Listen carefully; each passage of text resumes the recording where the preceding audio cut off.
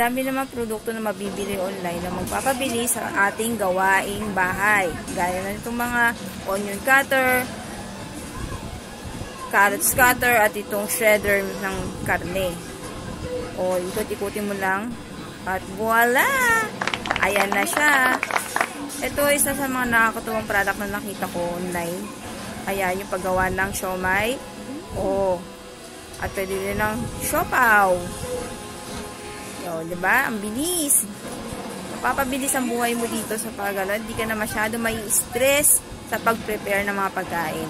So, ito pang isa, yung pang-ihaw. O, hindi ka na magpapaypay, no? Tatakpan mo na lang at hintayin mo na lang siyang maluto.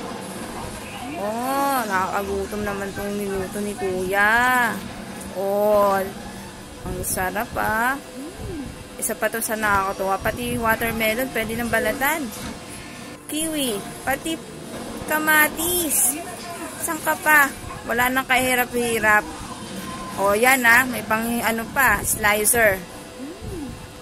Guys, hanggang dito na lang po muna tayo at medyo nahihirapan na ako mag-voice over at hindi ko na alam kung ano pang sasabihin ko. So, see you next time. Bye! Thank you for watching!